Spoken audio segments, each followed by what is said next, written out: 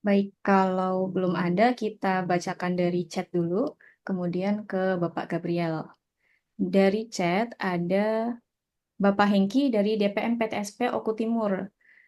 Pertanyaannya adalah, untuk menghasilkan dokumen IPRO atau kajian potensi investasi yang siap untuk ditawarkan kepada investor, dibutuhkan anggaran yang tidak sedikit sebagai sebuah kabupaten yang baru dengan anggaran yang terbatas. Apakah pemerintah daerah bisa mendapatkan alokasi DAK agar dapat menyusun dokumen potensi investasi yang siap ditawarkan? Terima kasih. Baik, jadi pertanyaan dari Pak Hengki adalah mengenai DAK ya. Apakah kabupaten akan diberi kesempatan untuk mendapatkan DAK dari pemerintah pusat atau dari pemerintah provinsi? Seperti itu. Baik, tadi ada Bapak Gabriel. Silakan Pak Gabriel. Kemudian disusul dengan Bapak eh, siapa nih? Dari Bandung, Kota Bandung, Bapak atau Ibu Inu, silahkan.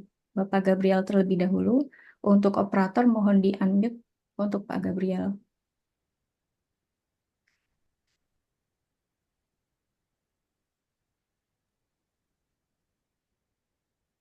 Terima kasih. Saya punya beberapa pertanyaan. Halo, Silahkan Bapak. ya. Saya Gabriel dari DPMPTSP Kabupaten Sumber Barat Daya. Tadi disebut tentang studi kelayakan. Yang melakukan studi kelayakan itu apakah DPMPTSP sendiri atau Pemda sendiri atau harus pihak ketiga? Itu yang pertama.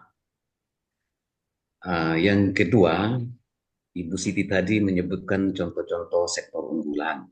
Nah, uh, yang menentukan sektor unggulan itu kan tadi ada beberapa kriteria ya. Nah, untuk proses penentuannya itu apakah Pemda sendiri bisa melakukannya atau memang harus dengan pihak ketiga juga atau misalnya dengan BPS di kabupaten setempat itu cukup? Uh, Terus menyambung yang pertanyaan pertama, kalau studi kelayakan itu siapa yang harus berinisiatif?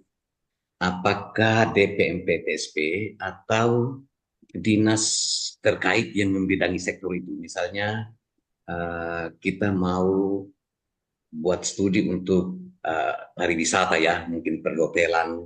Nah, nah yang inisiatifnya itu datang dari siapa? Apakah ini tidak terjadi apa tumpang tindih kewenangan antara dinas yang membidangi pariwisata, dinas pariwisata dengan dinas penanaman modal yang memang mempunyai tupoksi untuk mempromosikan investasi daerah. Ini pertanyaan yang terakhir ini mungkin uh, baik kalau dijawab juga oleh Pak Direktur. Terima kasih Ibu. Ya. Baik, disimpan pertanyaannya Bapak Gabriel. Tadi yang pertama, ada 3 pertanyaan ya. Yang pertama ada untuk studi kelayakan, siapa yang harus menyusun, apakah DPMPTSP atau dinas terkait seperti Pemda, eh, biasanya Bapeda ya di sini, atau pihak ketiga. Kemudian untuk sektor-sektor unggulan, apakah sama seperti yang tadi pertanyaannya, apakah DPMPTSP atau eh, Pemda yang lain atau pihak ketiga juga. Kemudian untuk inisiatif penyusunan dokumen ini atau untuk menentukan sektor unggulan, apakah DPMPTSP juga atau dari dinas lain yang memiliki sektor unggulan tersebut. Seperti itu ya, Pak. Ya, Baik, siap. Kita ke penanya selanjutnya dulu sebelum dijawab oleh Pak Soehartono dan Teh Oci. Silakan Bapak Inu dari Bandung.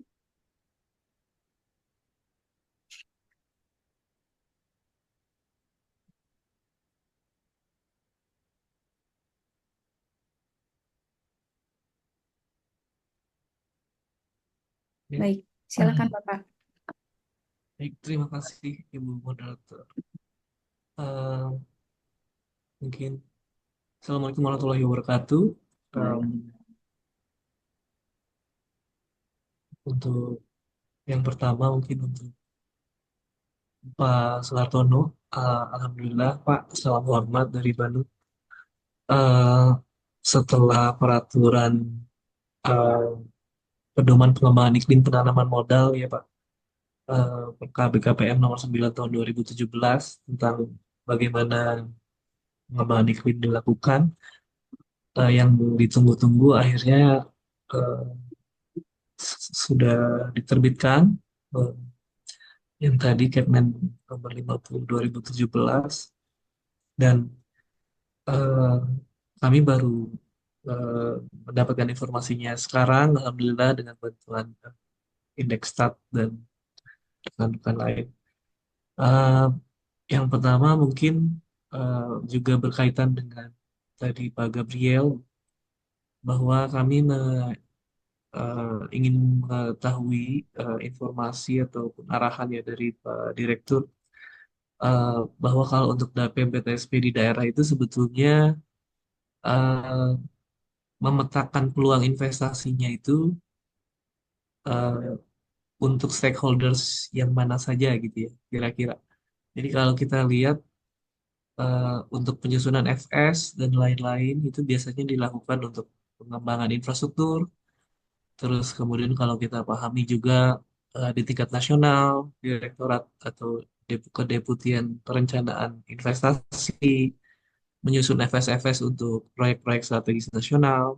Eh, ini di daerah jadi agak kurang jelas apakah proyek yang perlu disusun adalah satu infrastruktur pemerintah, atau mungkin kami juga punya BUMD kalau di pusat ada BUMN. Terus em, ada juga eh, bagi pelaku usaha gitu ya, terutama yang menengah dan besar gitu kalau pengembangan kawasan seperti itu. Kemudian kita juga punya tugas untuk memitrakan eh, UMKM dengan usaha besar gitu, sehingga kami juga em, agak kebingungan apakah lingkup yang mikro, kecil, menengah juga perlu kita eh, identifikasi gitu proyek-proyek peluangnya sehingga mereka bisa bermitra dengan yang besar.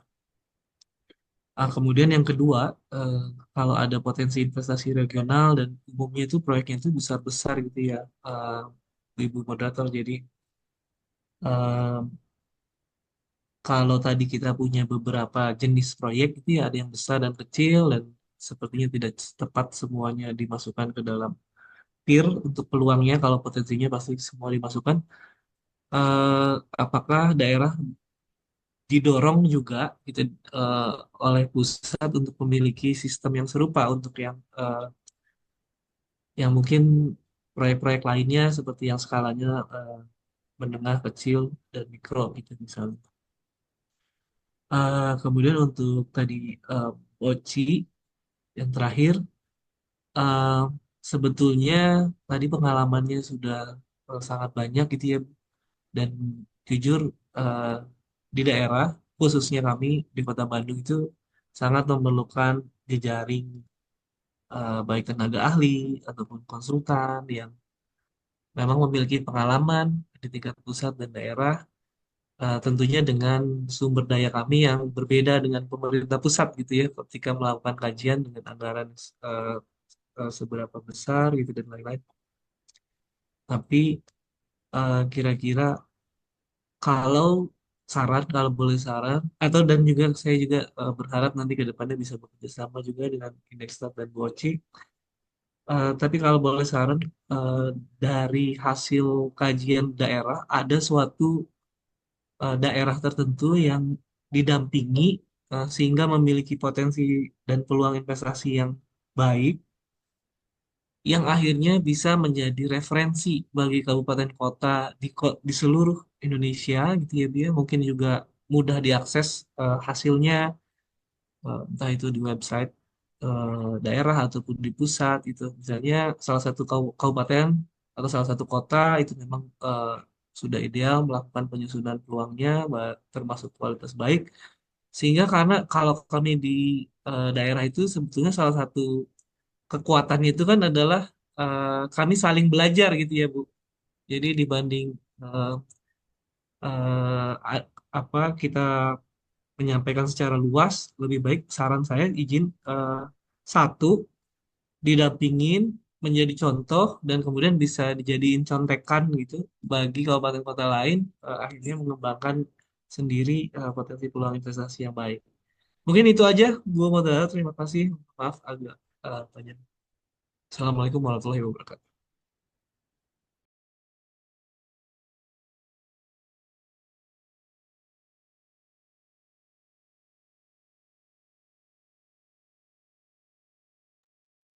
Baik, Bapak Inu, terima kasih banyak atas pertanyaannya.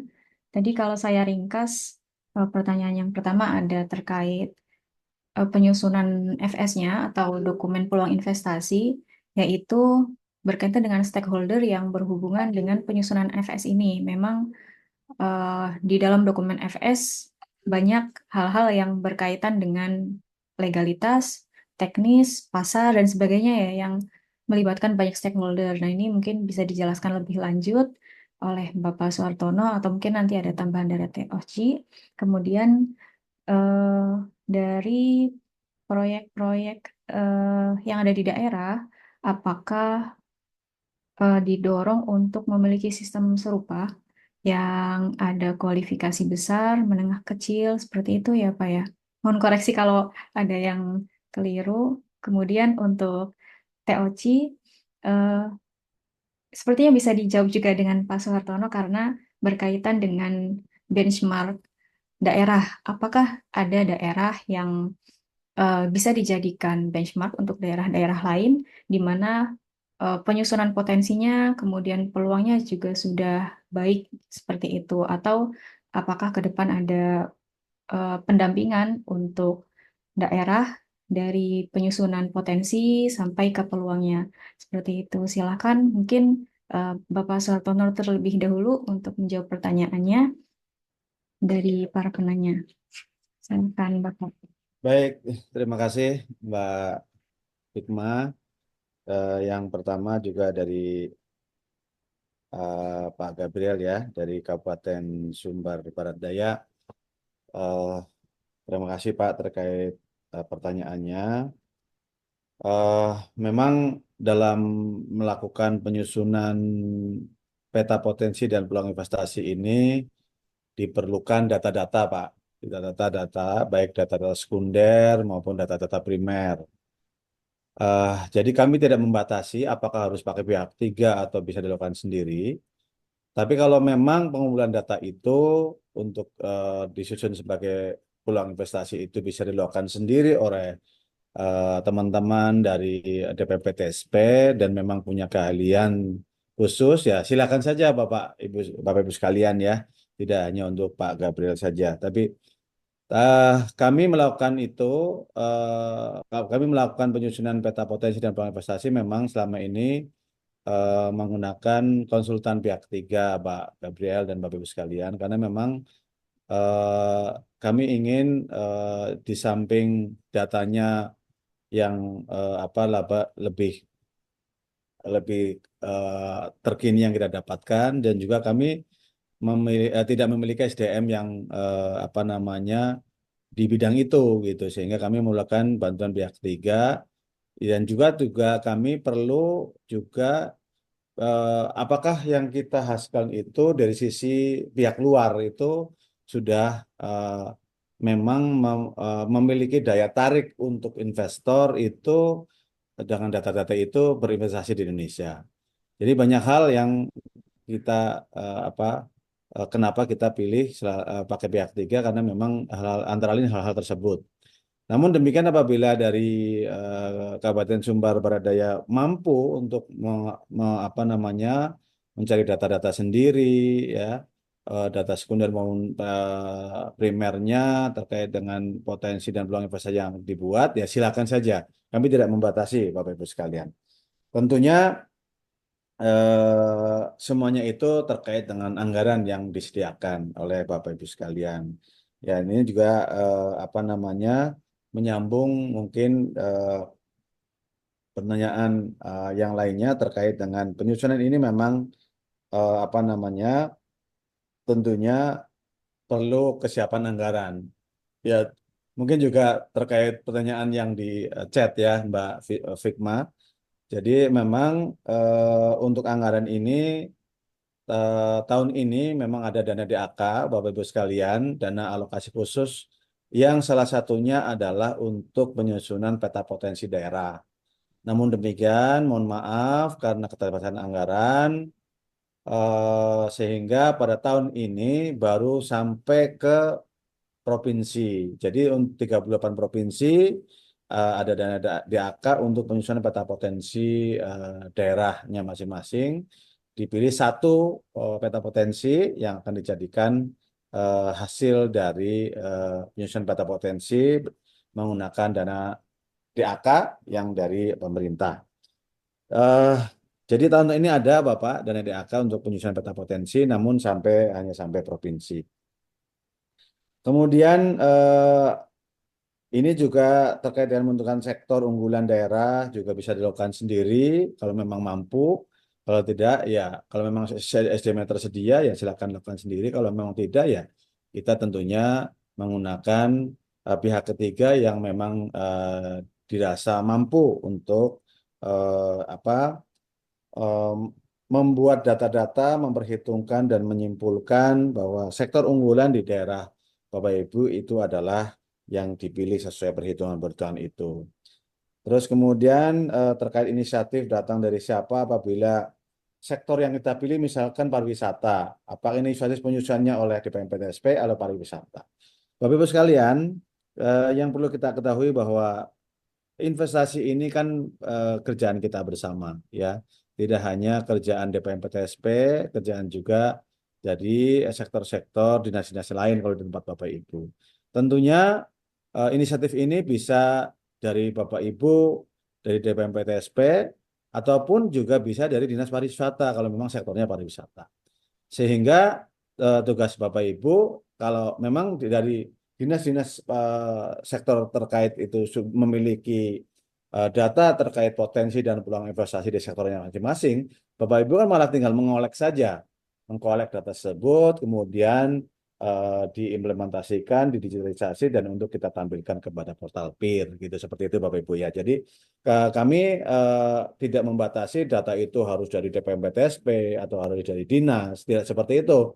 Bahkan kami pun di pusat bekerja sama dengan kementerian-kementerian lain ya seperti apa namanya kami juga kalau memang misalkan di apa namanya sektor pariwisata ada data terkait peluang investasi di sektor pariwisata yang sedang menjadi prioritas nasional, ya kita kalau memang datanya ada kita bisa tampilkan di portal PIR seperti itu ya. Dan dengan demikian daerah pun sama ya. Kami juga mendengar bahwa kajian peta potensi dan peluang investasi itu juga dilakukan juga oleh dinas, misalkan seperti apa namanya Bapeda ya, Bapeda ya juga ada beberapa Bapeda yang melakukan kajian-kajian seperti itu. Ya silakan saja datanya asalkan sesuai dengan panduan. Kemudian teman-teman dari DPNPTC bisa mengunggah di portal PIR dengan hak akses yang sudah kita berikan. Itu ya Bapak Ibu. Intinya sebetulnya eh, asalkan data itu tersedia dari manapun datanya dan valid, silahkan untuk diunggah di portal PIR. Itu ya Pak Gabriel ya terkait dengan apa pertanyaan dari Pak Gabriel tadi. Kemudian melanjutkan dari Pak Ino ya dari Kota Bandung eh, bahwa Keputusan Menteri Nomor 50 tahun 2023 tentang penyusunan tentang panduan penyusunan peta potensi dan peluang investasi bagi daerah itu kita sudah sosoknya Pak dari tahun 2023 sebetulnya tahun 2023 itu 2023 awal ya penyusunannya di tahun 2022 kemudian diputuskan ditandatangani oleh Pak Menterinya baru tahun akhir Desember. Kemudian apa nama tahunnya sudah tahun 2023 Januari gitu ya. Sehingga penomorannya seperti itu. Sehingga memang tahunnya 2023 dan pada tahun 2023 sudah kita lakukan sosialisasi ke berbagai daerah.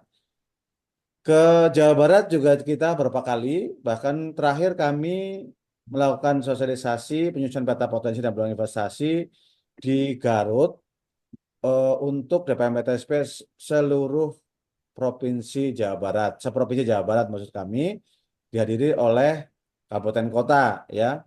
Eh, di Garut waktu itu yang mengundang adalah DPM-PTSP Provinsi Jawa Barat. Dan kami kebetulan saya sendiri hadir bersama tim untuk menjelaskan, dilanjutkan dengan pemutahiran data untuk DPM-PTSP kabupaten kota seprovinsi Jawa Barat. Dari kalau nggak salah ada 23 ya Bapak Ibu ya di Jawa Barat itu kabupaten kotanya. Namun yang hadir hanya berapa waktu itu lupa, nggak semuanya hadir ya. Sehingga ya mungkin ada beberapa yang tidak sempat hadir sehingga mungkin data di peer-nya belum termutakhirkan gitu. Terus kemudian untuk apa namanya stakeholder Bapak Ibu sekalian memang dalam menyusun peta dan peluang investasi sebetulnya kita harus melihat juga arah kebijakan dari kepala daerah. Terutama ini kan riskan pada saat pilkada seperti ini, Bapak Ibu sekalian ya. Biasanya para calon-calon ini kan apa namanya menyampaikan program-programnya. Nah, itu perlu kita perhatikan, Bapak Ibu sekalian. Program-programnya pasti ada yang terkait dengan investasi. Karena memang itu tadi saya sampaikan di paparan bahwa setiap kepala daerah pasti bertujuan untuk mensejahterakan masyarakatnya. Masyarakatnya akan sejahtera maka manakala ada kegiatan investasi. Itu sudah dapat dipastikan Bapak Ibu sekalian. Sehingga tinggal bagaimana kita bisa capture dari program-program yang akan dilaksanakan oleh calon kepala daerah. Syukur-syukur kalau memang calonnya incumbent begitu ya. Biasanya kan ada masukan dari Bapedanya. Bapedanya sudah punya rencana umumnya gitu ya bisa disampaikan terlebih dahulu. Nah, kalau memang nanti apa yang lawannya bukan incumbent biasanya kan tidak terinformasi terkait dengan program-program yang sedang berjalan sehingga bisa jadi nanti menjadi sangat berbeda. Nah, itu perlu kita juga antisipasi. Oleh karena itu, kita perlu sebetulnya dalam menentukan peta peluang investasi itu sesuai dengan kebijakan kepala daerahnya. Syukur-syukur nanti dibuatkan perdanya tadi juga disampaikan oleh Mbak Oci, Teh Oci ya, bahwa eh, kalau sudah ditentukan sektor unggulan daerah menjadi peluang investasi, maka harus didukung dengan kebijakan daerah itu dengan memberikan kemudahan, insentif penanaman modal ya Bapak Ibu sekalian, sehingga investor yang mengetahui ada peluang investasi di daerah Bapak Ibu tertarik untuk investasi di tempat Bapak Ibu karena ada antara lain ada insentif daerah yang diberikan. Apalagi sekarang ini kan diberlakukan GMT Bapak Ibu ya, Global Minimum Tax, di mana fasilitas perpajakan yang diberikan oleh pemerintahan pusat itu akan ditarik oleh negara asal di mana investor itu berada. Sehingga insentif tax, insentif pajak yang diberikan oleh pemerintah pusat menjadi kurang menarik lagi bagi investasi asing. Nah, ini perlu adanya insentif-insentif pajak-pajak daerah yang bisa diberikan oleh teman-teman daerah dengan menerbitkan perda-perda fasilitas penanaman modal di daerahnya masing-masing. Karena memang kalau Bapak Ibu di daerah itu kan saingannya dengan daerah yang lain ya. Misalkan saya sebagai investor melihat ada potensi investasi peluang investasi di kota Bandung misalkan. Kemudian saya pelajari ternyata tidak ada insentif ya. Terus kemudian ada peluang investasi yang sama misalkan di tempat lain. Ternyata di sana ada insentif, maka saya akan lebih memilih di tempat lain daripada di kota Bandung. Ya, itulah persaingan antar daerah dalam rangka menarik investasi. Sehingga Kota Bandung harus bisa memberikan insentif agar saya jangan sampai pindah ke tempat lain, tapi tetap berinvestasi ke Kota Bandung. Itu salah satu daya tarik bagi daerah untuk mempercepat realisasi investasi di tempat Bapak Ibu sekalian. Jadi seperti itu ya Pak Inu dari Kota Bandung. Jadi harus melihat kebijakan kepala daerahnya dalam menentukan potensi investasinya. Terus kemudian jadi harus selaras ya, harus selaras dengan kebijakannya, fasilitasnya, sehingga nanti apabila ada investor yang tertarik untuk berinvestasi di tempat Bapak Ibu, akan segera dapat menyelesaikan investasinya. Terus kemudian juga Pak Inu tadi menyampaikan bahwa ada tugas untuk memitrakan ya dengan UMKM dengan usaha besar. Apakah perlu diinvest? Perlu Bapak Ibu sekalian. Ini juga ada permennya Bapak Ibu ya. Ada Permen 1 tahun 2022 ya kalau nggak salah 2022 tentang kemitraan antara usaha besar dan usaha kecil.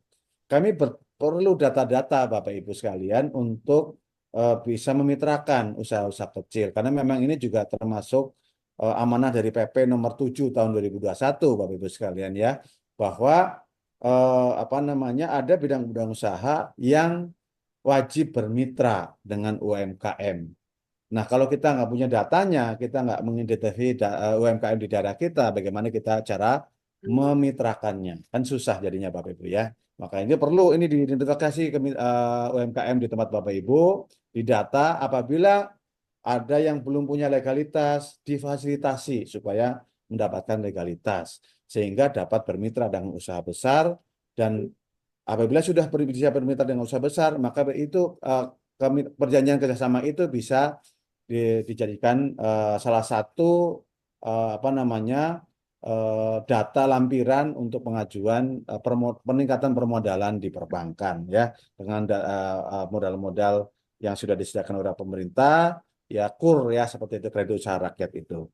Terus kemudian pertanyaan selanjutnya adalah apakah hanya yang kecil-kecil saja ya yang bisa dimasukkan ke PIR, kalau nggak salah juga tadi ada terucap seperti itu. Tidak Pak Inu dan Bapak Ibu sekalian ya. Justru dengan kita membuat rumah-rumah di portal PIR ini untuk rumah-rumah daerah, nah tugas Bapak Ibu nih untuk memang kalau peluang investasinya memang tidak besar untuk usaha kecil ya tidak apa-apa. Kan kita menawarkan peluang investasi ini tidak hanya ke PMA saja, tapi juga ke perusahaan-perusahaan PMDN. Banyak sekali Bapak Ibu sekalian, teman-teman pengusaha kita yang sering datang ke kantor Kementerian Investasi BKPM untuk menanyakan ada peluang investasi apa yang bisa kita investasikan seperti itu. Maka kita akan carikan di daerah-daerah yang memang mereka minati dengan investasi yang tidak begitu besar misalkan. Bahkan mungkin di bawah 10 miliar itu tidak apa-apa. Ya, itu pun untuk PMDN kan memang diperbolehkan. Jadi memang kebijakan kami boleh dimasukkan peluang investasi yang tidak besar, yang tidak sampai 10 miliar, silakan saja dimasukkan di rumah daerah tempat Bapak Ibu sekalian. Yang terpenting adalah datanya memang valid dan juga bisa dipertanggungjawabkan sesuai data-data yang dibutuhkan sesuai dengan panduan Keputusan Menteri Nomor 50 tahun 2023. Terus kemudian apakah daerah didorong untuk memiliki sistem, sistem yang serupa gitu ya? Tentunya sistem yang terkait yang memuat tentang potensi dan peluang investasi di daerahnya. Kalau memang yang sudah memiliki silahkan saja, tidak apa-apa. Kita linkkan dengan portal PIR sehingga nanti apabila ada investor membuka portal PIR di rumah daerah Kota Bandung misalkan, kebetulan Kota Bandung juga punya sistem juga untuk potensi daerahnya, maka di situ akan bisa langsung link, akan diklik di rumah Kota Bandung, maka di dalamnya ada link untuk menuju ke sistemnya Kota Bandung yang berisi potensi-potensi investasi yang ada di Kota Bandung. Itu tidak apa-apa silakan. Tapi yang belum memiliki karena keterbatasan anggaran, silahkan manfaatkan portal PIR ini untuk untuk sebagai rumah di daerah Bapak Ibu untuk menampung terkait dengan untuk mempromosikan peta potensi dan peluang investasi yang sudah dibuat oleh Bapak Ibu sekalian. Silahkan Bapak Ibu ya. Jadi memang ini disediakan untuk Bapak Ibu bisa mengunggah ya potensi dan peluang investasinya ke portal PIR agar bisa dijadikan sebagai bahan promosi penanaman modal, dan juga apakah kita ada program pendampingan untuk membuat, sehingga salah satu iPro kita buat didampingin dan itu menjadi pilot project. Kita bukan hanya satu, Pak. Dari tahun kemarin kita sudah susun memo info, sampai dengan produknya adalah memo info dalam 2 bahasa yang alhamdulillah juga dikerjakan oleh PT Indekstat ya Bapak Ibu sekalian, karena kami tidak mampu mengerjakan sendiri, sehingga kami eh, memakai jasa pihak ketiga. Alhamdulillah tahun kemarin dilakukan oleh PT Indekstat, tahun ini juga PT Indekstat kembali yang menang. Sehingga itu silahkan kalau Bapak Ibu ingin mencontoh juga silahkan. Sebetulnya Bapak Ibu tidak perlu mencontoh, artinya Bapak Ibu membuat dengan panduan tersebut sudah bisa. Karena yang dilakukan oleh kita dalam menyusun peluang investasi juga menunjukkan panduan ini. Ya, dan dengan dana DAK tadi yang sudah sampai 30 provinsi pun dengan menunjukkan panduan ini. Asalkan dengan panduan ini maka bisa tersusun dengan baik sesuai dengan apa yang kita susun, sehingga hasilnya pun kita bisa buatkan sampai dengan memo info atau infografis sebagai bahan promosi penanaman modal dalam 2 bahasa, bahasa Indonesia dan bahasa Inggris. Itu mungkin dari jawaban dari saya, Pak Gabriel dan Pak Ino dari Kota Bandung. Mungkin nanti silakan ditambahkan dari Teh Oci. Silakan Mbak Fikma kembali ke moderator. Baik, terima kasih banyak Pak Sartono atas jawabannya untuk pertanyaan-pertanyaan dari DPMPTSP. Sangat komprehensif dan informatif sekali Bapak terkait dengan DAK, terus stakeholder yang berkaitan, dan juga untuk masalah-masalah lain yang tadi ditanyakan. Dari Teh Oci, apakah ada tanggapan dan tambahan? Tadi ada pertanyaan juga yang ditujukan ke Teh Oci. Baik, izin sebetulnya tadi sudah terjawab secara komprehensif ya oleh Pak Dir, tapi ada beberapa yang mungkin saya hanya menambahkan ya. Pertama, izin dari Pak Gabriel dulu yang saya ingin tambahkan terkait tadi ya, penyusunan sektor unggulan, apakah bisa sendiri begitu ya? Apakah bisa juga PTS tadi ya, mungkin maksudnya perguruan tinggi. Nah, kalau dari saya untuk hanya ingin mengetahui sektor unggulan daerahnya apa gitu ya, sebetulnya tadi ya bisa dilakukan sendiri gitu ya dengan mengacu ke panduan ya seperti yang tadi Pak Adir sampaikan gitu ya. Kalau hanya ingin mengetahui gitu, karena untuk menentukan sektor unggulan kan diperlukan data PDB dan PDRB daerah begitu ya. Nah itu kalau untuk hanya ingin mengetahui sektor unggulan sebetulnya bisa, tapi di samping itu kan tadi ya perlu ada data-data sekunder lainnya gitu ya, ataupun primer yang perlu dikumpulkan dan perlu dipastikan datanya itu valid dan relevan gitu ya, update seperti itu. Dan jika memang dari daerah belum bisa mengakomodir, nanti baiknya bisa melalui pihak ketiga, ataupun yang saya tahu sih daerah itu biasanya bekerja sama dengan perguruan tinggi setempat gitu ya, Bapak. Itu untuk target ya sektor unggulan gitu ya. Kemudian selanjutnya ke Bapak Inu dari Bandung. Ini langsung saja ya ke yang pertanyaan saya, mungkin yang tadi hasil kajian, apakah bisa didampingi dari mulai potensi gitu ya, menentukan peluangnya gitu ya, dari misalkan satu sektor unggulan, kemudian komoditasnya apa, kemudian peluangnya apa saja, sehingga nanti ditawarkan peluang yang sudah dikaji dan siap ditawarkan. Itu sebetulnya sangat bisa, dan ini memang kami menunggu nih inisiatif dari daerah gitu ya. Kalau yang kami susunkan dengan BKPM gitu ya, memang yang memo info itu memang yang sudah ada ya, yang sudah dikaji daerah dan kita lengkapin gitu ya. Nah ini memang akan sangat baik jika mulai dari potensi itu kita bisa mendampingi nih gitu ya, bisa mendampingi sampai nanti ke peluang, dan tentunya mengacunya kan ke SK 50 itu gitu ya, seperti itu. Karena Bapak Ibu, sepengalaman kami gitu ya, kami kan mengkaji ini memang banyaknya dari lembaga ya, dari pusat gitu. Nah, kadang memang pusat kan pasti sesuai dengan kebijakan ya, entah itu menteri gitu ya, menteri gitu ya, deputi gitu kan, mengikuti kebijakan menteri terkait.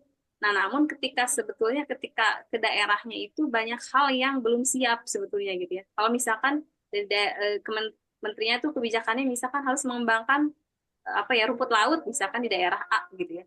Itu kan memang harus dilakukan gitu ya, harus dilakukan, harus disusun sampai ada kajian. Nah, tapi ternyata memang kalau tidak koordinasi dulu dengan daerah itu, daerahnya itu belum siap sebetulnya. Dari aspek teknis pun sebetulnya banyak yang harus dulu disiapkan. Nah, makanya ini alangkah baiknya yang inisiatif ini daerah gitu. Karena daerah yang tahu nih kondisi daerah gitu ya. Dari infrastruktur gitu ya, dari bahan baku, dari sumber daya yang dimiliki tahu nih gitu kan. Jadi kita sama-sama menentukan potensi unggulannya apa gitu kan, sambil menyiapkan juga data-data yang diperlukan seperti itu. Itu yang memang kami menunggu nih justru inisiatif dari daerah gitu ya, yang bisa kami dampingi dari mulai potensi sampai ke peluang seperti itu. Untuk yang sistem tadi sedikit saya tambahkan ya, sistem tadi ya, sistem peer gitu ya, intinya, atau sistem informasi terkait peluang investasi daerah. Tadi seperti yang dikatakan Pak Dir ya, begitu, jika memang belum ada anggaran, manfaatkan Portarfil ya, karena di sana memang etalasenya investasi Indonesia gitu ya kalau kita katakan. Nah, namun jika memang juga kalau daerah ada anggaran nih tersendiri, ya akan sangat baik ya dibuat sistem daerah sendiri sebagai etalase investasi daerah gitu ya. Nanti tentunya nanti akan di-linkkan gitu ya dari peer ke sistem yang di daerah. Dan yang saya tahu itu memang berapa nih Bapak Ibu, ada yang sudah punya sebetulnya, dan sudah bagus ya gitu ya, informasi terkait investasi di daerah gitu dalam disajikan dalam sistem di daerah. Mungkin itu Mbak Fitma, Bapak Ibu yang dapat saya sampaikan. Terima kasih. Baik, terima kasih banyak TLC atas tanggapannya. Kalau masih ada tanggapan nanti bisa disampaikan ke tim Indekstat ya. Kalau karena waktunya sudah sore, jadi kita perlu percepat webinarnya. Tapi saya masih punya satu sesi lagi, dan satu sesi saya berikan ke dua penanya. Silahkan yang mau bertanya bisa raise hand. Di sini ada dari Bapak Hamzah dari NTT. Silahkan Bapak Hamzah. Oh, sebentar. Satu lagi ada dari NTT juga. Kita skip berarti dari daerah lain. Dari Kabupaten Indramayu, Pak Taufik. Silahkan Bapak Hamzah dan Bapak Taufik. Ya, terima kasih moderator, Pak Dirjen dan Ibu yang kami hormati. Saya sebenarnya dosen, kebetulan diajak sama teman-teman DPC untuk pendampingan penyusunan peer-nya. Kami menemukan beberapa hal yang mungkin bisa menjadi masukan, koreksi bersama. Suaranya kurang jelas, Ya Pak, Hikmah. kami dari kampus perguruan tinggi Nusa Cendana lagi bekerja sama dengan DPP Provinsi dalam rangka penyusunan peer di tahun ini. Ada beberapa hal yang menarik. Kami berterima kasih peer, sungguh luar biasa. Ini semangat yang dari dulu ditebarkan. Kebetulan kami sendiri ikut tentang perkembangan DPR dari tahun 2009, sehingga hari ini kalau hadirnya peer kami sangat apresiatif. Cuma hal menariknya di dalam peer itu ada terkait proses pengumpulan data. Kita tentunya tidak hanya sekedar melaporkan di awal ini saja, tapi kita berharap ini nanti secara simultan akan berlaku setiap tahun. Yang kami temukan kendalanya, Pak, adalah sinkronisasi data yang tersedia dalam peer. Sebenarnya ini pekerjaan yang mudah, kita tidak sulit lagi menyajikan data itu di dalam peer, bila mana data terkait itu sinkron dan connect dengan data yang ada di BNPTSP dengan instansi-instansi teknik khususnya BPS. Sehingga teman-teman tidak lagi sulit untuk menjangkaunya. Bahkan sampai dengan tingkat kabupaten kota, jadi kita tidak sulit menjangkau. Yang kedua, perihal data di dalam itu, ada hal yang pembagian sektor, ini tidak connect dengan, kalau tadi disajikan harus connect dengan BPS, saya justru berbeda. Tolong dipertimbangkan connect-nya dengan KBLI, karena ini konsekuensinya pada OSS. Sehingga yang tersaji pembagian sektor di peer ini sebaiknya connect dengan pembagian sektor sesuai dengan KBLI. Sehingga jenis usaha apa yang disajikan terkait potensi itu sudah bisa terbaca, dia akan berkonsekuensi pada jenis perizinan apa yang akan disajikan. Sayangnya kemudian pembagian itu tidak connect persis dengan KBLI yang tersedia sebagaimana OS layankan.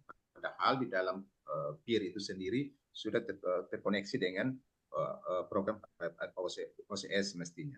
Yang terakhir, terkait aspek kajian, kami menyarankan agar panduan itu mempertimbangkan kembali dengan orientasi visi tentang green investment dan blue investment. Sekarang ekonomi biru dan ekonomi hijau lagi menjadi perhatian, sehingga aspek kelingkungan itu tolong dipisahkan sendiri. Tidak bisa kita gabungkan dengan hukum, karena hukum otoritasnya perubahan lingkungan dan ekologi di lapangan itu bergerak lebih cepat. Kalau kita hanya menyajikan saja rujukan dari RT RW, maka RT RW itu disusun 5 tahun sekali, bahkan agak lama kemudian diperbarui di daerah-daerah ini. Sehingga saran kami, aspek ekologis itu dipisahkan dari aspek teknis dan aspek hukum. Aspek teknis itu berurusan dengan infrastruktur, sementara aspek ekologi tidak boleh dicampurkan dengan aspek kelingkungan, aspek teknis. Aspek ekologis kondisinya terberikan. Kalau kami di daerah kering kepulauan seperti ini agak sulit kemudian kita menggabungkan karena aspek-aspek geografi dan astronominya cukup ribet untuk dijadikan pertimbangan, apalagi kepulauan. Itu saran kami, hal yang sangat substansi, mungkin dipertimbangkan karena panduan ini sudah disusun 2 tahun lalu, mohon dipertimbangkan kembali dengan fokus kajian. Kalau kita tidak memperhatikan aspek lingkungan, kiranya itu menjadi bagian penting. Terima kasih, kami kembalikan. Baik, Bapak Hamzah, terima kasih banyak atas pertanyaannya dan juga masukannya terhadap SOP potensi dan peluang investasi. Jadi memang visioner ya Pak ya, kita masukkan green investasi dan juga blue investment juga, dan juga terkait ekologi. Memang kalau melihat ke depan peluangnya investor-investor melihat ke situ juga sehingga harus diperjelas. Siap. Kemudian kita langsung menyambung ke pertanyaan kedua. Ya nanti jawabannya sekalian dengan Pak Suartono dan Teh Oci. Untuk penanya kedua, dipersilahkan dari tadi ya Indramayu ya. Bapak Taufik, silahkan Bapak Taufik. Ya.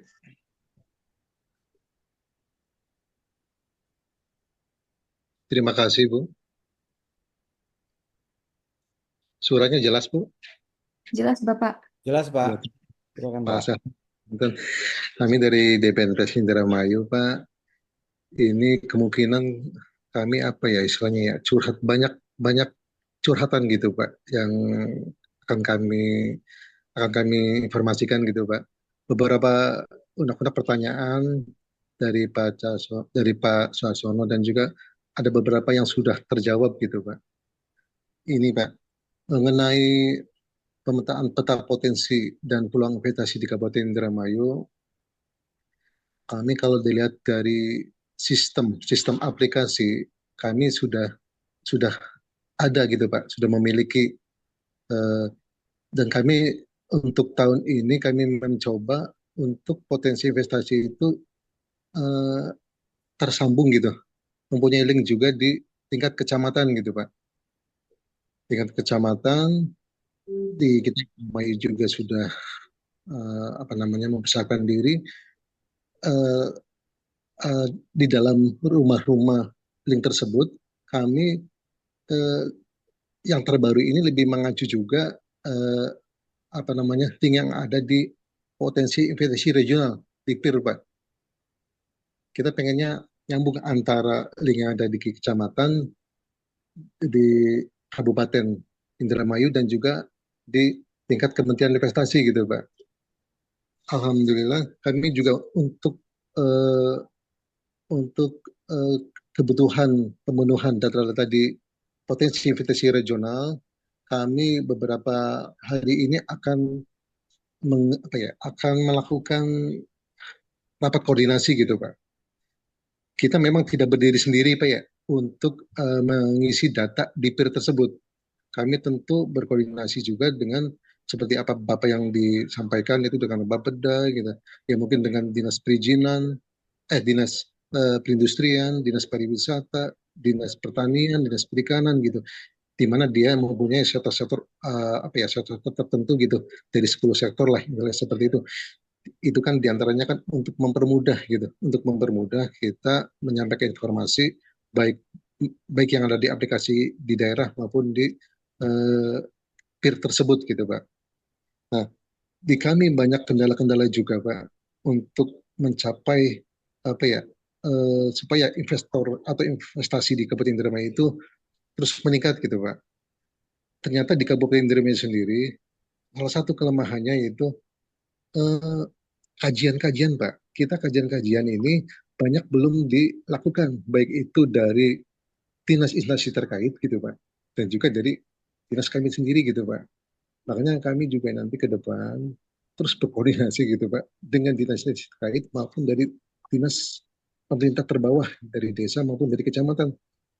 Sebetulnya di Kabupaten Indramayu potensi itu cukup besar gitu Pak. Kita punya banyak unggulan juga. Kita hampir sama dengan Kabupaten Karawang. Di Karawang punya potensi dari bidang sektor pertanian, sektor perikanan gitu. Kita juga ada keunggulan juga dalam sektor perkebunan, misalkan dengan buah mangganya gitu. Tetapi industri yang ada di Kabupaten Indramayu itu tidak apa ya eh, potensi potensi ada yang kami sebutkan, tetapi untuk hmm, industri industri pengolahan lah seperti itu Pak. Itu itu tidak ada, malahan yang datang industri itu banyak yang datang dari industri itu di Indramayu itu di luar potensi-potensi potensi-potensi yang ada di Indramayu gitu Pak. Jadi saya berkeinginan supaya gimana caranya sih supaya potensi unggulannya dari Kabupaten Indramayu itu bisa diwujudkan dalam bentuk ya kawasan industri gitu. Memang kawasan industri mempunyai peran sangat penting ya Pak ya untuk datangnya investor gitu. Karena kawasan industri dengan sudah tertata dengan baik gitu sehingga investor juga mungkin akan mudah gitu untuk berinvestasi di kabupaten tersebut gitu. Seperti di Karawang terdapat 13 kawasan industri, di kita masih terdapat cuma satu Pak untuk kawasan industri yaitu di Losarang Pak. Dan insya Allah ini juga mungkin nanti akan berdampak terus nanti ke depannya Pak. Kita juga ini alhamdulillah Pak udah punya pemberian insentif Pak. Alhamdulillah eh, kemarin kami juga sosialisasi untuk perda pemberian insentif dan kemudahan investasi tersebut Pak. Nah, terus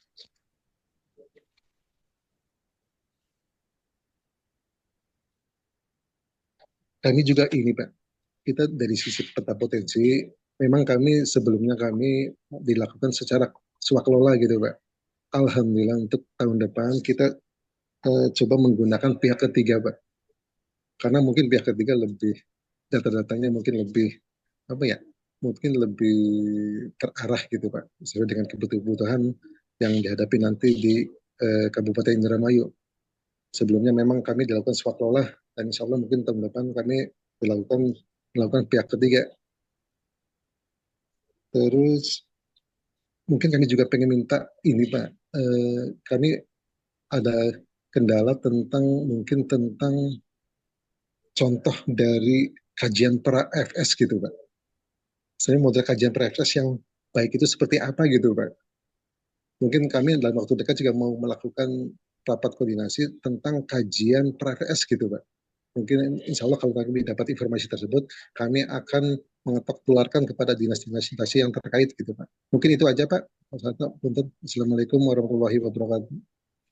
Waalaikumsalam warahmatullahi wabarakatuh. Waalaikumsalam warahmatullahi wabarakatuh. Terima kasih banyak Bapak Taufik atas pertanyaannya. Tadi cukup banyak, ada terkait peer, terkait investor juga, peluang investasi yang sudah ada dan investor-investor yang datang kurang lebih tidak sesuai dengan sektor unggulannya ya Pak ya. Kemudian sudah membuat perda juga dan juga eh, kemungkinan untuk pembuatan peta potensi di tahun depan. Cukup banyak pertanyaannya, silahkan dijawab oleh Bapak Soehartono dan juga Teh Oci. Silahkan Bapak. Baik, saya dulu ya. Ya Bapak. Baik, terima kasih. Yang pertama dari Pak Dr. Hamzah, konsultan PIR dari DPMPTSP Provinsi Nusa Tenggara Timur ya Pak. Salam kenal ya Pak Dr. Hamzah. Eh, ke baru minggu yang lalu tim kami ke sana Pak ke NTT untuk melakukan pemutaran data, Pak. Mungkin tidak ketemu dengan Pak Dr. Hamzah ya. Eh, Kami koordinasi dengan teman-teman DPMPSC Provinsi Nusa Tenggara Timur, tim kami ke sana minggu minggu yang lalu, pekan yang lalu, untuk melakukan koordinasi terkait pemutaran data potensi dan peluang investasi di Provinsi Nusa Tenggara Timur, Pak Jaya. Eh, Baik, yang pertama mungkin terkait dengan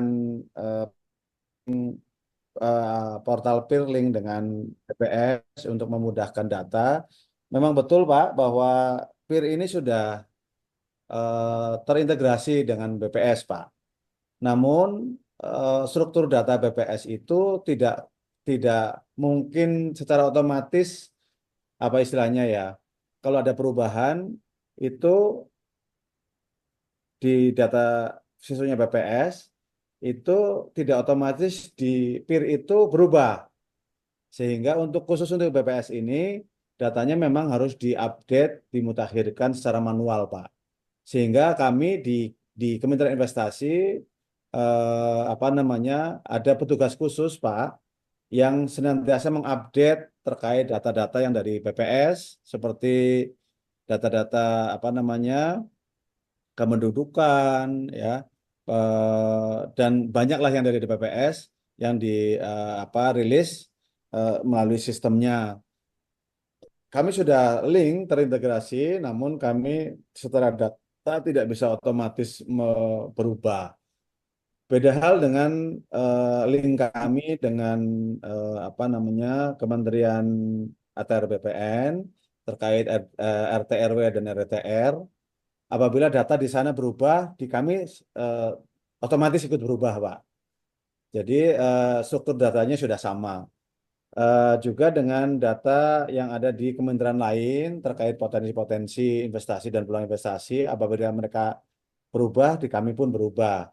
Jadi hanya dengan BPS, Pak, karena memang banyaknya data, elemen data yang macam-macam, sehingga apa namanya, struktur datanya berbeda, sehingga kami harus merubahnya secara manual. Dan setiap hari kita tugaskan 2 orang, Pak, untuk mengupdate setiap tahunnya. Dari awal tahun sampai akhir tahun tugasnya itu, Bapak Ibu sekalian. Ya hanya BPS saja. Tapi yang lainnya sudah link, Pak.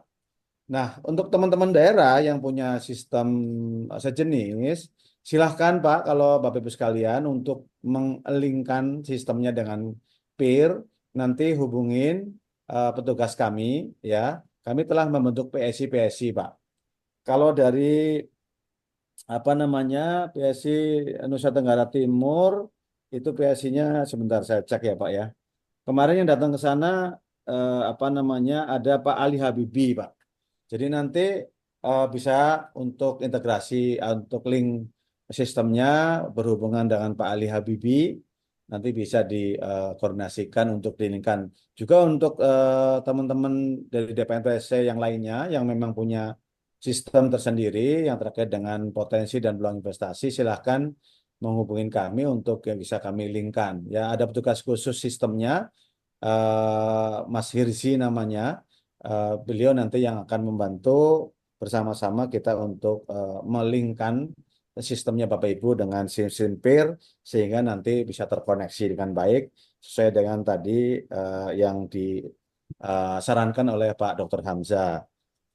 Nah, terus aspek-aspek juga nanti mungkin terkait SOP. Terima kasih, Pak, masukannya. Nah, ini nanti mungkin kita evaluasi, Pak, karena ini memang baru masukin tahun yang kedua.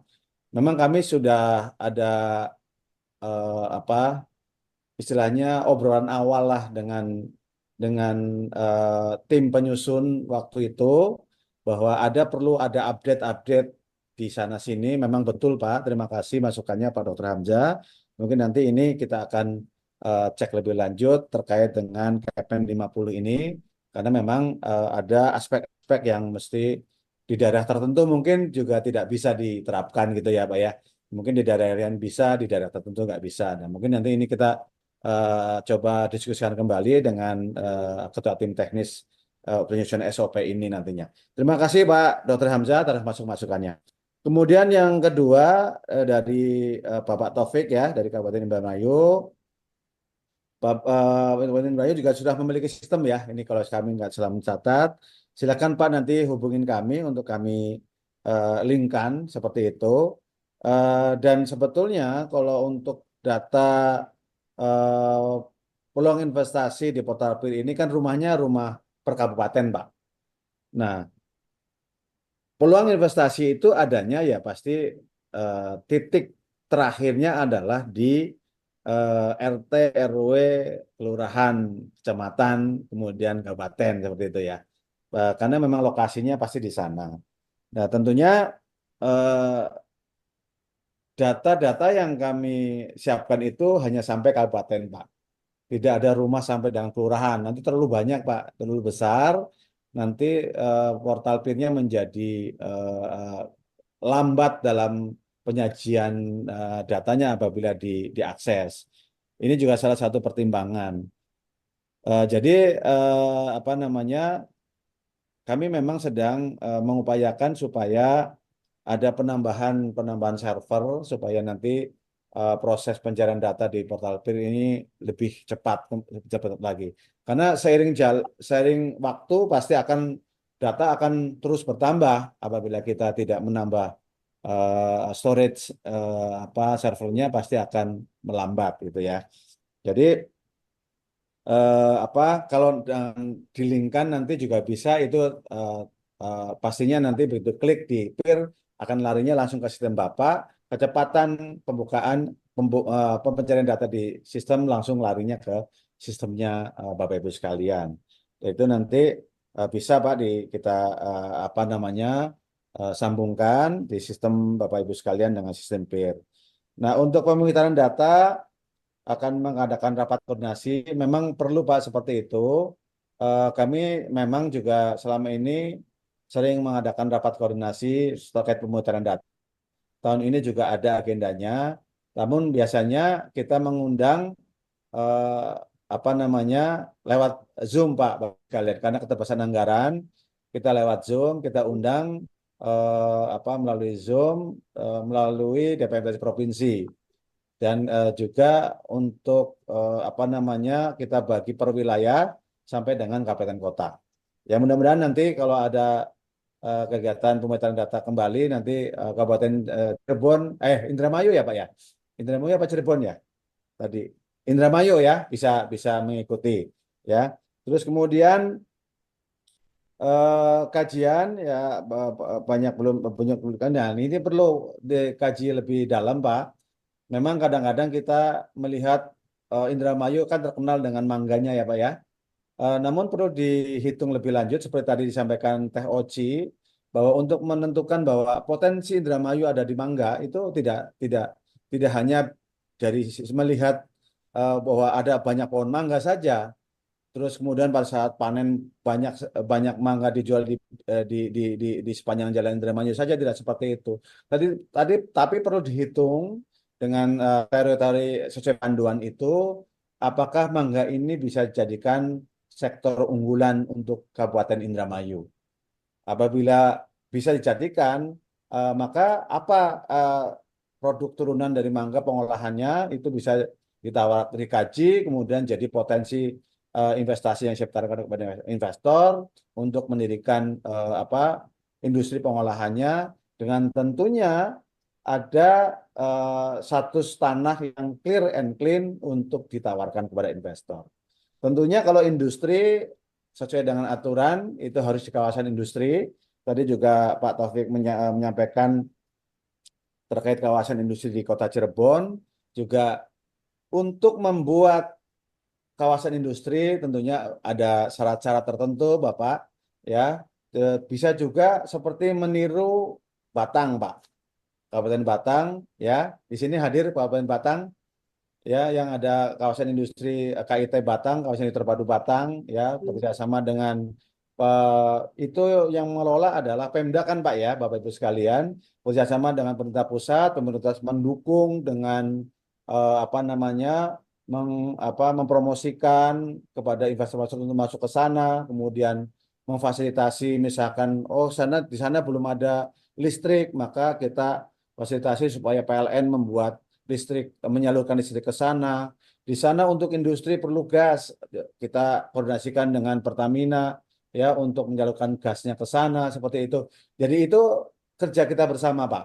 Jadi kalau memang Bapak nanti akan mengembangkan kawasan industri di Indramayu, sediakan tanahnya minimal kalau tidak salah 500 hektar, Pak ya, kalau memang ada, itu bisa nanti dibuat clear and clear punya Pemda, misalkan Pemda bentuk BUMD ya, PT pengelola kawasan industri ya. Kemudian kita rapat koordinasikan dengan pemerintah pusat untuk minta fasilitasi terkait dengan pemasarannya, terkait dengan fasilitas listrik, infrastrukturnya seperti itu, seperti listrik, telkom, telekomunikasi ya.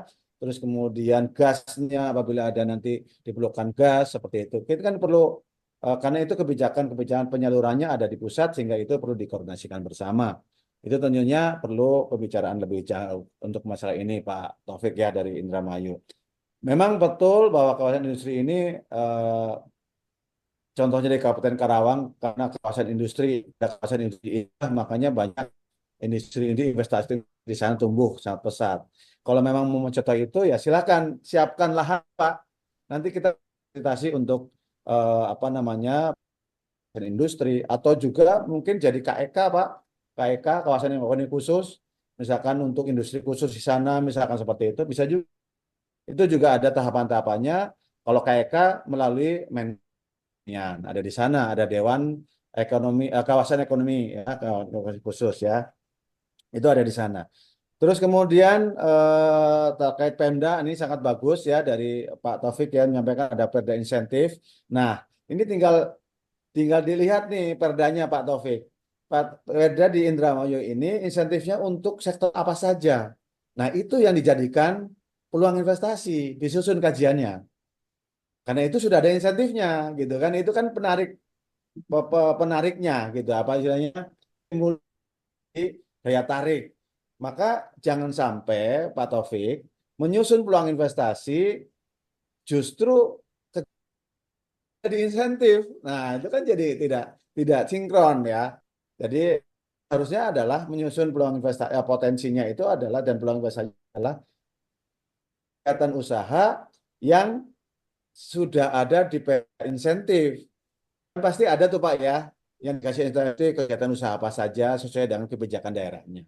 Nah, apabila itu sudah terjadi, maka nanti langkah selanjutnya ditawarkan kepada investor. Setelah ditawarkan, ada yang berminat bentuk satgas fasilitasi, ya, supaya investor itu cepat realisasi investasi di Kabupaten Indramayu.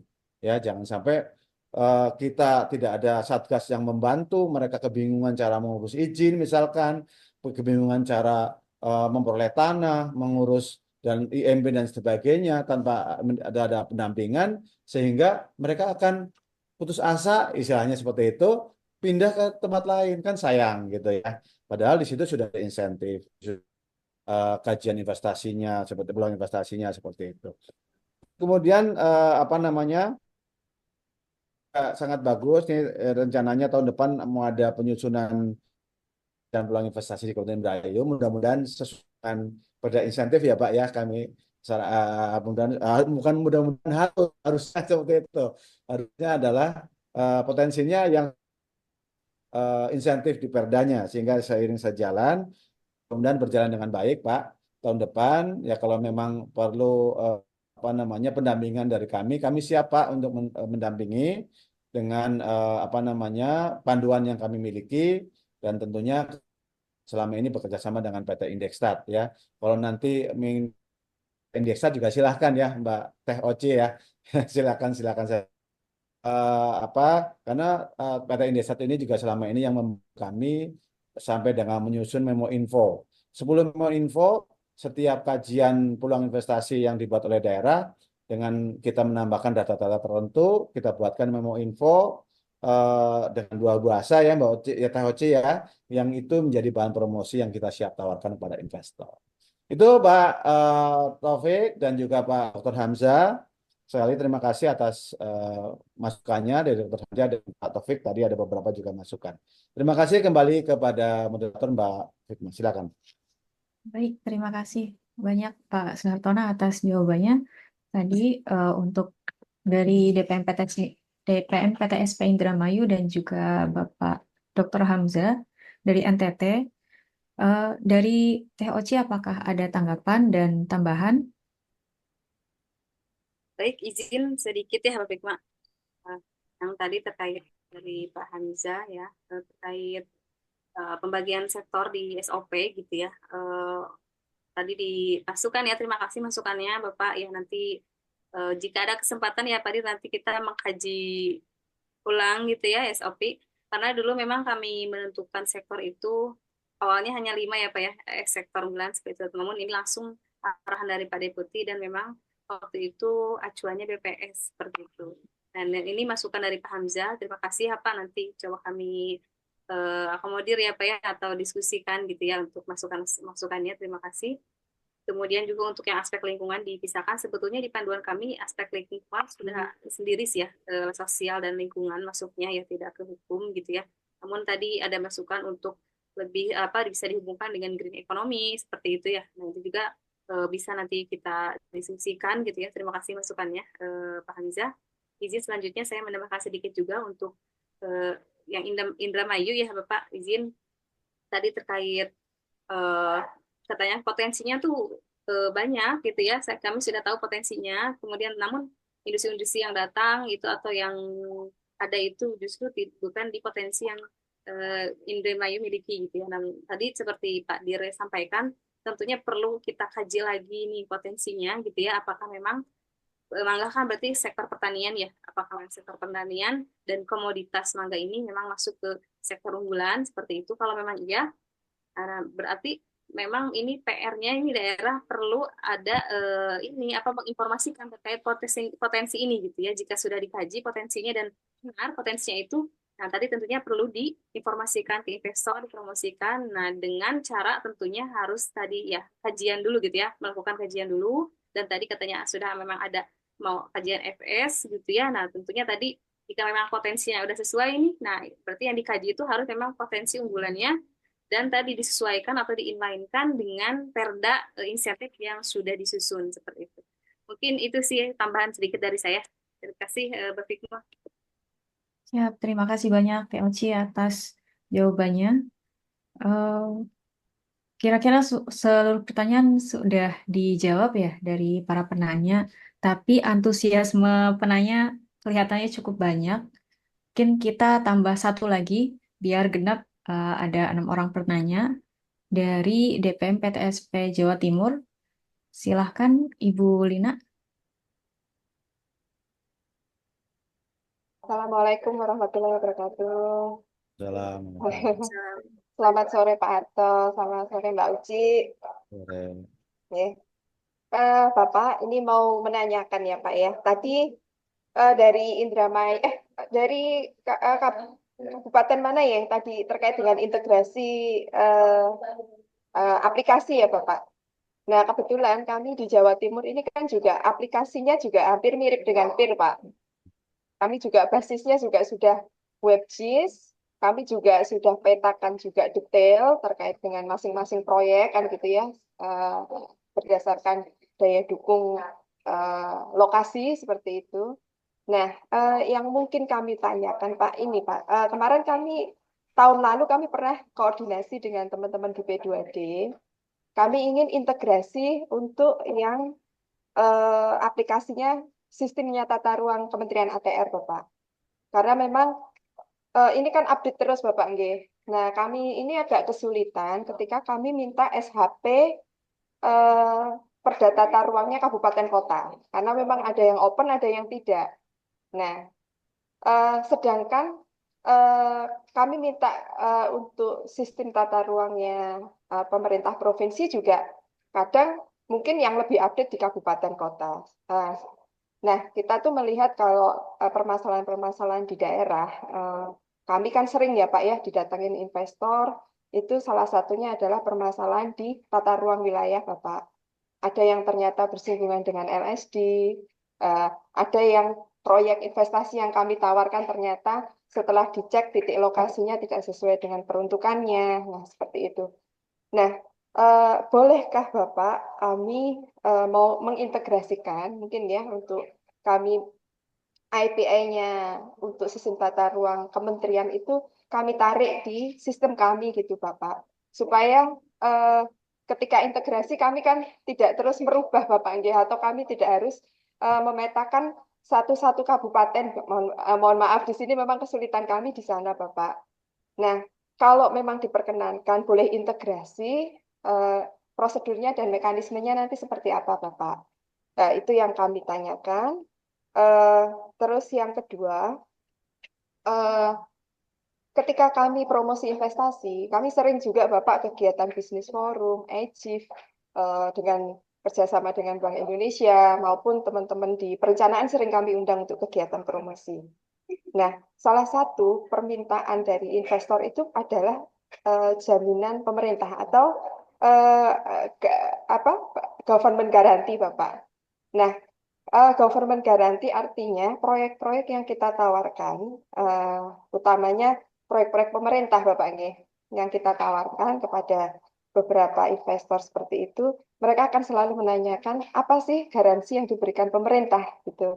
Ketika saya berinvestasi di lahan-lahan milik pemerintah misalkan seperti itu. Nah, kalau dengan skema KPBU, pastinya kalau garansinya mungkin ada nggih di PTPI atau penjaminnya ada. Nah, sedangkan di proyek-proyek kita ini kan investasi langsung Bapak nggih. Langsung kita dengan investor. Nah, mungkin monggo Bapak kami mohon arahan seperti itu nggih, atau mohon masukan ketika kami mendapatkan pertanyaan-pertanyaan seperti itu. Mungkin ada kebijakan-kebijakan dari Kementerian Investasi Bapak untuk proyek-proyek swasta yang kita tawarkan atau proyek-proyek yang kita tawarkan melalui PIR atau melalui kegiatan-kegiatan forum investasi dan terutama mungkin proyek-proyek yang disusun teman-teman Kementerian Investasi Bapak nggih, karena ini kan yang menyusun kan dari pemerintah kan gitu nggih. Bagaimana sih menyikapinya seperti itu Bapak? Terus yang ketiga pertanyaan saya, kalau kita menyusun proyek investasi itu baiknya seperti apa Pak? Apakah request dari investor yang ingin berminat untuk berinvestasi di daerah, atau kita yang menyusun berdasarkan potensi unggulan di daerah? Nah, ini juga kadang menjadi kami dilema Bapak. Kalau kami mau menyusun, sebenarnya request dari investor yang datang di Jawa Timur ini kan banyak sekali Bapak. Terutama mereka memang tertariknya di pembangkit listrik untuk energi bersih. Itu yang paling banyak mereka ingin investasikan di Jawa Timur. Karena memang kita tahu Bapak, sekarang kan urgennya kan gitu ya, sungguh sangat pentingnya penyediaan energi bersih untuk industri. Karena memang itu sudah menjadi isu global kan Bapak ya. Nah, ini yang kami sekarang uh, agak gimana ya, agak berat gitu Pak. Kami harus menyusun kajian pembangkit listrik, tapi memang kadang mungkin Bapak tahu sendiri kendala-kendalanya adalah di kebijakan-kebijakan di pusat Bapak nggih. Harus sesuai dengan RUPTL, dan lain-lain lah. Ya, artinya kebijakan-kebijakan di pusat itu memang akan sedikit menyusahkan kami ketika kami menyusun kajian di daerah. Padahal potensi itu besar sekali di Jawa Timur.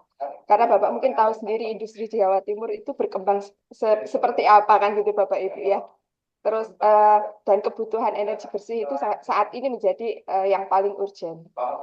Itu menjadi pertanyaan kami. Baik, Terus Ibu, izin. satu lagi, Ya, mungkin baik-baik. mungkin boleh satu lagi terkait ini Bapak.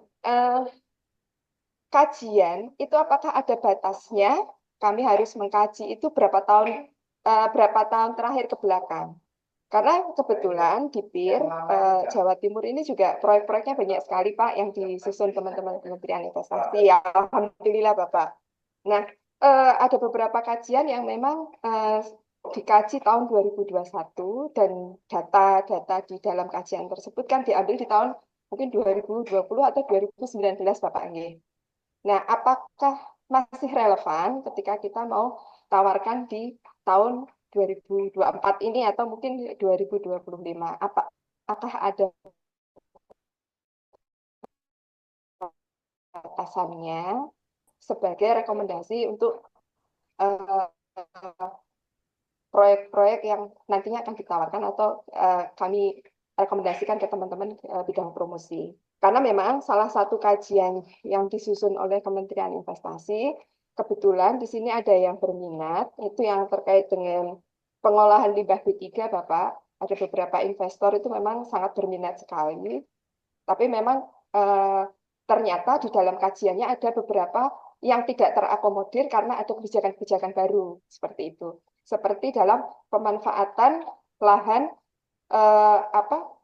karena itu alih fungsi Bapak ya, alih fungsi lahan dari KLHK, ternyata ada kebijakan terkait dengan pemanfaatan lahan tersebut yang harus mengalokasikan lahan tidak boleh hanya untuk kegiatan komersial, tapi juga ada lahan-lahan yang harus disediakan untuk kegiatan sosial. Nah, ini yang tidak terakomodir di kajian waktu itu.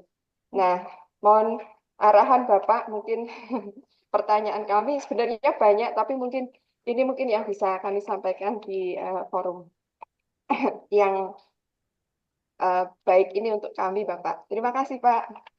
Baik, terima kasih Ibu Lina atas pertanyaannya. Mungkin langsung dijawab oleh Pak Suhartono. Mungkin lebih singkat, padat, dan Ya, baik. jawab. Terima kasih Mbak Hikmah. Terima kasih Bu Lina atas pertanyaannya. Banyak sekali ini. Nggak apa-apa Ibu, kita sama-sama saja. Karena memang tugas kita kan sama ya Bu ya. Kemudian saya di pusat, Ibu di Jawa Timur kan gitu aja. Bapak Ibu sekalian juga ya di daerah masing-masing. Baik, yang pertama terkait dengan aplikasi yang dimiliki oleh Provinsi Jawa Timur terkait dengan penyajian data potensi dan peluang investasi di Provinsi Jawa Timur. Bukannya sudah diintegrasikan waktu itu ya Bu ya? Seingat saya kan tahun kemarin belum berhasil ya Bu ya? Mohon itu di-unmute dong Bu Linanya. Saya ingat soalnya tahun kemarin kan ada salah satu penyusunan memo info itu kan di Jawa Timur, di Iya, Banyuwangi ya, Banyuwangi. terkait dengan pembangkit listrik kalau nggak salah ya. Iya, Nah, pembangkit listrik tenaga ya, mini hidro, Bapak. dan itu salah satu waktu itu juga pada saat kita melakukan rapat dengan teman-teman Jawa Timur, itu salah satunya adalah integrasi sistem. Oh, belum, Pak. Belum tindak lanjut ya? Waduh, berarti saya kurang memfollow up anak buah saya nih. Mohon maaf Kemarin, ya Bu ya. iya, Mungkin nanti kemarin saya ini deh saya follow up kembali dengan iya, teman-teman oh, itu. sistem yang mengolah sistem PIR. Kebetulan ini juga terjadi pergantian apa mutasi pegawai di kami dan seluruhnya pindah Bapak Ibu sekalian. Jadi ini baru semua. Nanti mudah-mudahan lah dengan yang baru ini segera kita realisasikan ya Bu Lina Iya. ya. Nanti Kemarin mungkin tuh, dari Bu Lina iya, izin ditunjuk Pak. yang pengelola sistemnya nanti ketemu dengan pengelola sistem kami supaya bicara antara orang sistem dan sistem Bu. Sip, Supaya Pak. nyambung Iya, ya Bu ya. Nanti iya, kita kata-katakan lebih lanjut untuk hal ini ya Bu iya. ya. Terima kasih, Yang Pak. kedua terkait dengan apa namanya normalisasi tata ruang ATR dari ATR BPN, kami memang sudah terintegrasi secara real time Bu. Jadi yang berubah di sana juga berubah di sistem PIR. Sebetulnya Ibu kan ada hak akses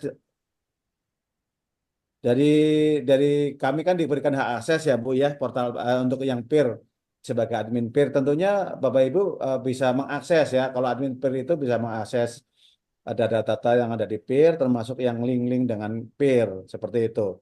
Tinggal silakan diklik saja.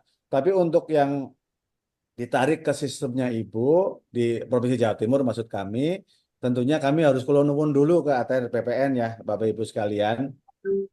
Jadi nanti mungkin kami coba sampaikan dulu ke apa namanya Pusdatinya ATR BPN, apakah berkenan? Harusnya sih berkenan ya karena ini kan untuk penyebaran informasi dan ini memang untuk bisa diakses secara umum gitu ya. Tapi sebagai orang Timur kayak kami harus nuwun dulu Bu ya. Kami nuwun dulu karena memang waktu itu baru kami yang mengajukan untuk integrasi dan mereka setuju. Ada MOU-nya Bu kami Bu. Jadi mungkin nanti kita nuwun dulu kalau memang boleh nanti sekaligus integrasi dengan sistem Ibu ya. Mudah-mudahan nanti. Terus kemudian eh, eh, apa namanya selanjutnya terkait kegiatan promosi, ada beberapa investor yang minta eh, apa garansi dari pemerintah ya terkait dengan proyek-proyek yang ditawarkan lewat portal PIR.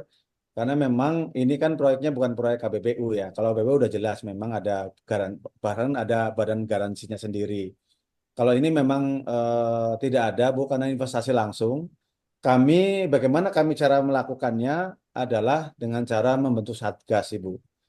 Apabila ada yang berminat, kami akan sampaikan kepada teman-teman dari Deputi Bidang Promosi Penanaman Modal. Kemudian Deputi Penanaman Modal itu akan menghubungi, karena kan yang berminat itu sudah menyantumkan kontak person. Biasanya ada email, ada nomor telepon, seperti itu. Mereka dari teman-teman Deputi Bidang Promosi yang akan memfollow up, menghubungi, dan kalau memang ada yang serius, maka akan dilakukan rapat koordinasi, kemudian akan dibentuk Satgas. Satgas untuk mempercepat realisasi investasi, Bu. Sebagai bentuk dari garansi dari pemerintah untuk memberikan kemudahan. Karena ini memang bagaimanapun ini kan proyek yang ditawarkan oleh kita, oleh pemerintah yang kita yang membuat kajiannya. Itu kami cara melakukannya seperti itu, Bu. Tapi memang tidak ada garansi seperti KPBU, memang tidak ada. Yang apalagi yang berbentuk jaminan untuk misalkan mencari modal di dalam negeri, itu kami tidak bisa menjamin juga.